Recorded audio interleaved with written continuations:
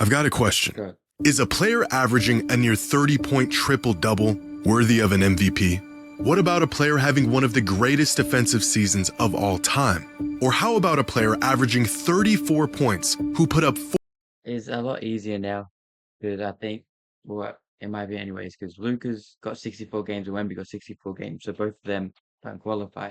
So I don't think they can get it, so it's a lot easier now. 40 a There's only game two for an players. entire month? Is he worthy of the award? Or what about a player who is having the most efficient 30-piece in the history of the NBA on his way to 65 wins? Now, the answer is pretty simple.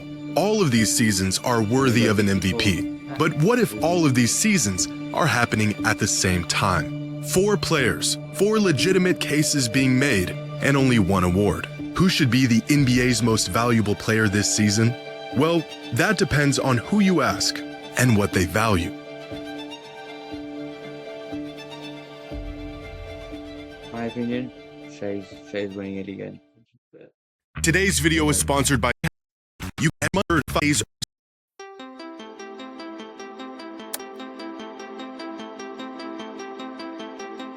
Winning the MVP usually means putting up numbers that jump off the stat sheet. It's not the only thing that matters, but big eye-popping box scores have almost become a prerequisite for the MVP award. And right now there's 2 players who don't just stand out this season, they stand out amongst every season. If we just look at raw box score numbers, Jokic and Luka are gapping the entire league this season. Their numbers have gotten so absurd that they make Shay's 31, 4, and 7 look kind of normal. Add up their per-game points, rebounds, and assists, and Jokic and Luka are having 2 of the top 5 most productive seasons in modern NBA history. Jokic joining the 50 Club, an exclusive group that was previously only occupied by 2017 MVP Russell Westbrook, 2025 Jokic, and 2024 Luka.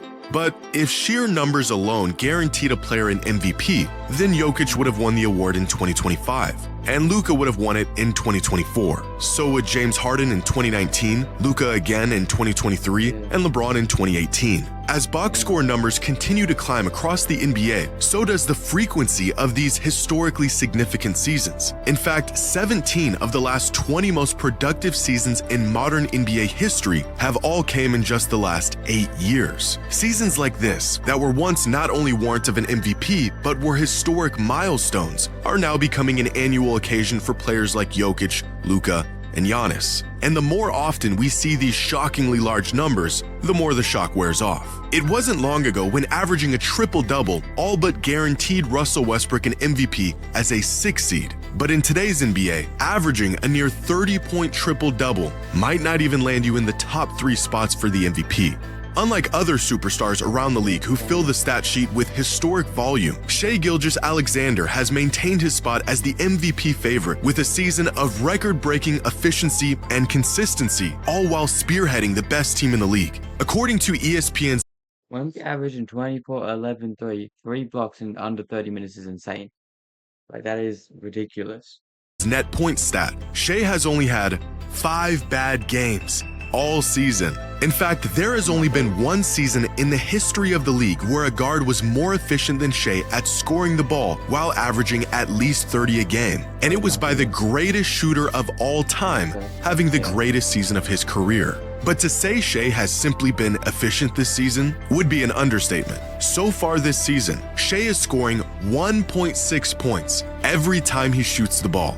That is the most points per shot by any volume scoring guard in the history of the NBA. 2026 Shai Gilgeous-Alexander isn't having one of the most efficient seasons by a guard. He is having the most efficient season of all time. Now, when stacked up against these 3, Victor Wembanyama's numbers pale in comparison. A lot of his value coming on the defensive side of the ball, and I don't think you'll find any never minds on the stat sheet. But Victor has been on a minutes restriction all year. If we standardize these numbers on a per 75 basis, then you can really see just how much Wemby is impacting the game every time he's on the court, with box score numbers that match these other candidates even as a player who doesn't favor offense. However, earning the title as the most valuable player in basketball requires value that goes far beyond the box score. But even looking past the raw numbers doesn't make this decision any easier. Imagine being able to build an app with your name on it, just by thinking about it. Meet Base 44.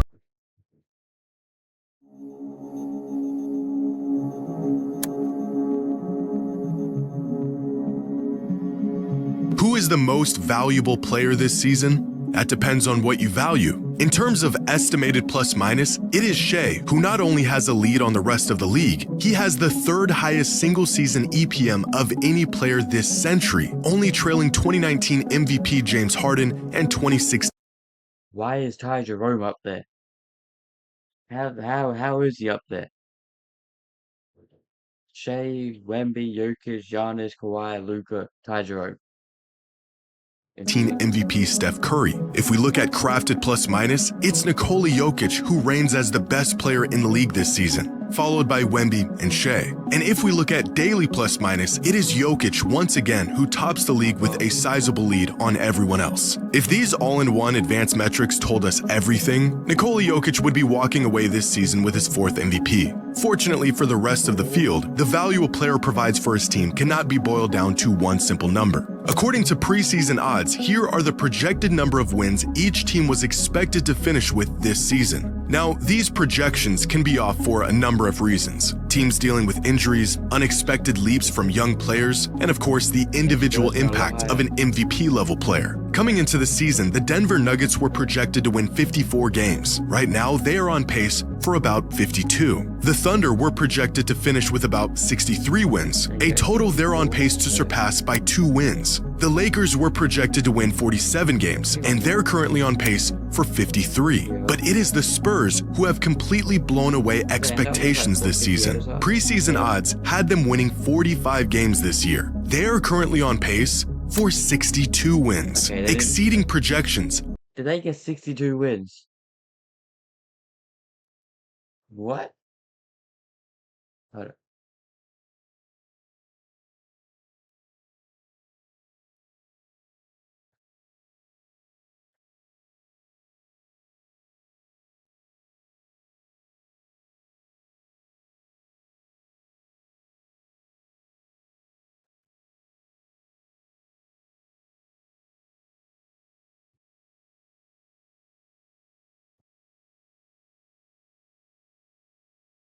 They got, you see that? They got 62 wins. Yeah, I didn't know they were like that.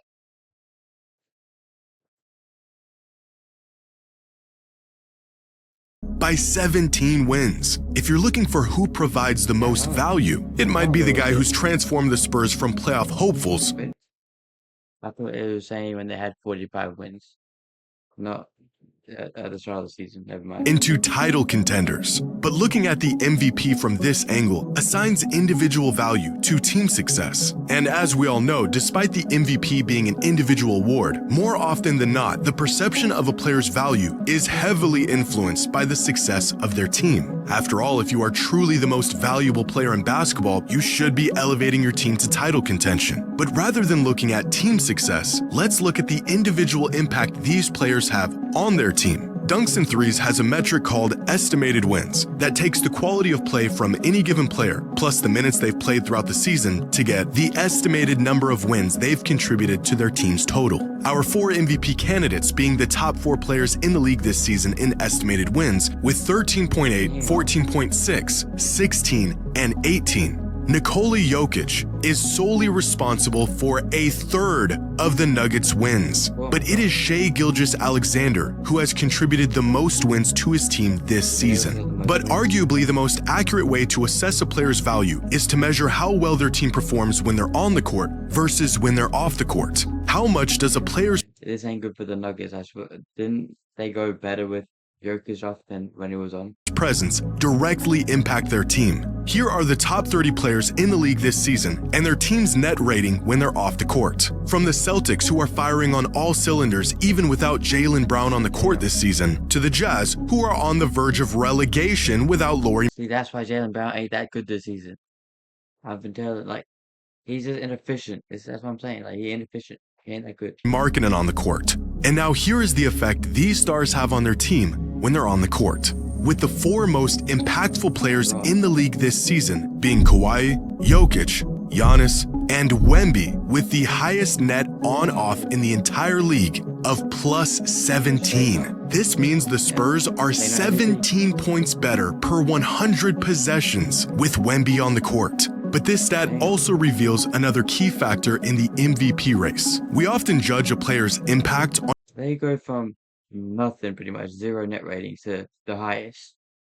how well their team is playing. This has been a point of contention with the MVP award for years. MVPs go to players on good teams with top seeds, and rightfully so. But what if a player has MVP level value, but they're on a bad team? With Bam Adebayo on the court, the Heat have a plus 7.8 net rating, one of the highest in the entire NBA. On-court impact, that is the difference between the Heat being one of the worst teams in the league and merely the 10th seed. We're not going to be talking about Bam like he's a superstar. Just because he scored 83, we're not going to talk about him like he's going to be a Hall of Famer. Same goes for Giannis and Kawhi. MVP caliber seasons stifled by injuries and teams that are absolutely lost without. You're Lakers fans, you see, LeBron actually is worse when he's on the court than off. Lakers are worse with LeBron on the court than off the court.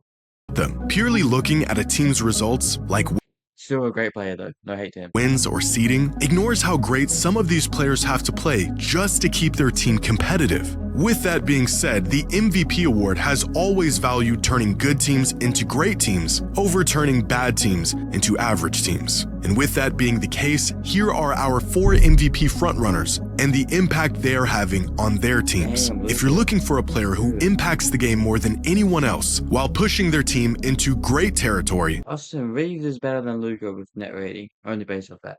then that player is clearly Victor Wembanyama, who is head and shoulders above the rest of the league in terms of the impact his presence has on his team. Now, it's important to note that the on-off metric doesn't measure how well an individual player is playing, but rather how well a team is playing while that individual is on the court. So what if we look at this the other way around? What if we directly measure a player's individual impact and how that affects their team's success? This is ESPN Analytics net point stat, and it divides credit and blame to each player on the court for every play of the game to measure the impact of each individual player. The higher the total net points, the more that player has contributed to their team's wins throughout the course of a season. In fact, the metric is so indicative of a player's value that ESPN literally calls it their MVP stat. For example, last year's 2 MVP finalists, Shai Gilgeous-Alexander and Nikola Jokic, finished the 2025 season within 9 net points of each other. The next closest player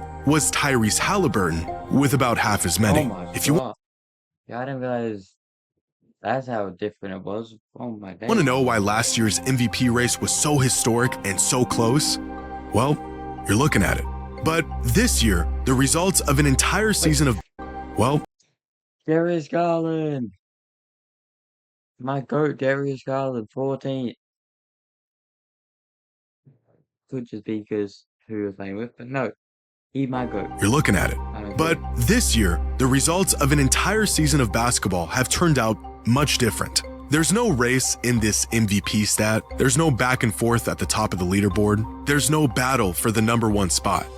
It's just one guy, way ahead of everyone else. Who is truly the most valuable player in the NBA? Well, that all depends on who you're asking and what they value. Fair.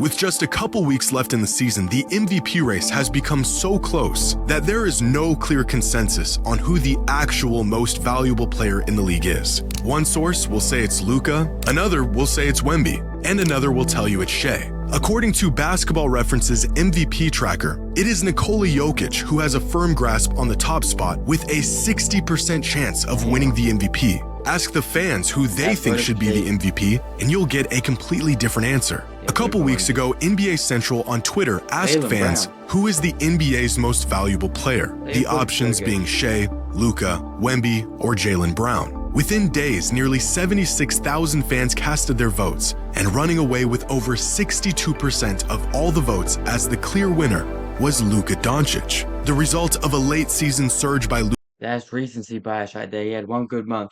Not saying he had a bad year. One really good month, and they're like, yeah, Luka MVP. averaging nearly 40 points a game for an entire month, and efforts that slingshotted him up to second place on the MVP ladder. Unfortunately, it's not the fans who get to vote for this award, it's the media. And for them, there has been one clear-cut leader throughout the entire season. Recently, the NBA did its annual MVP straw poll, a survey asking a panel of 100 media members who they think this season's MVP is.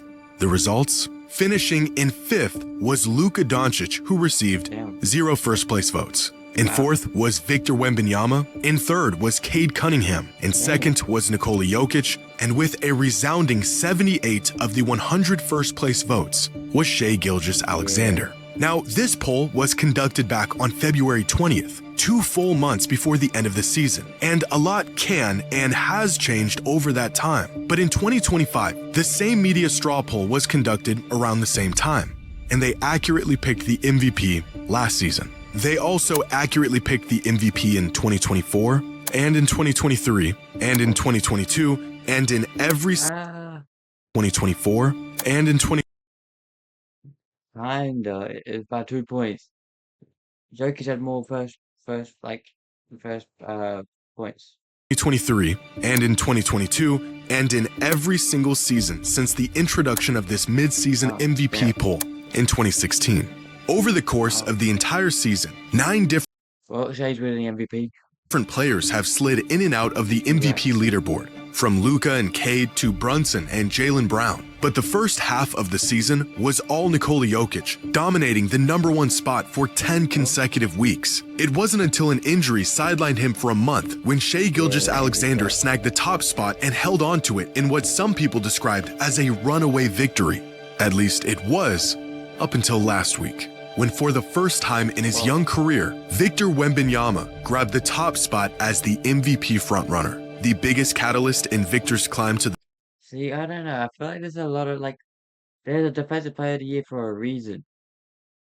I'm not saying most of MVP should be also based off defense too, but it can't just be defense. I'm not saying Wemby just plays defense. He's a great offensive player, but it should be Shai.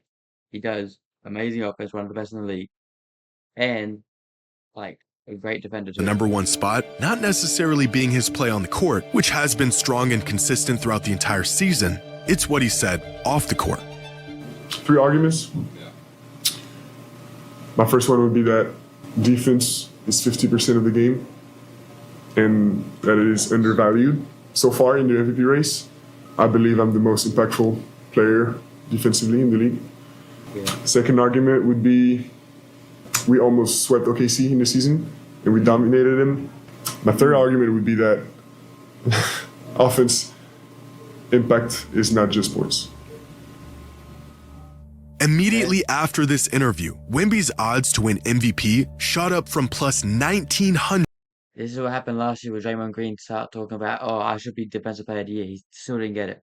to plus 225, pushing Luka into the 3rd spot. 1,900 to plus 225, pushing Luka into the 3rd spot and turning this late season battle, at least on paper, into a 2-man race. If the MVP strictly went to the best player on the best team, then for the same reason he won it last season, Shai Gilgeous-Alexander would be crowned as the league's most valuable player. If the award went to the player who has the largest impact on his team, then Victor Wembanyama would become the youngest MVP in the history of the league. If the award was for the most dominant player in the league, Nikola Jokic would be a Is Wemby younger than 21? Because isn't that when D Rose won MVP, 21 years old?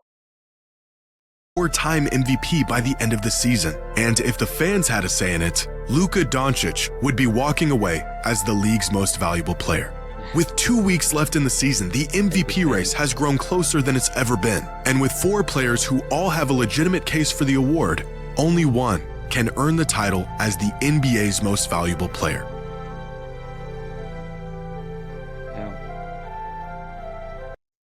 There'll be video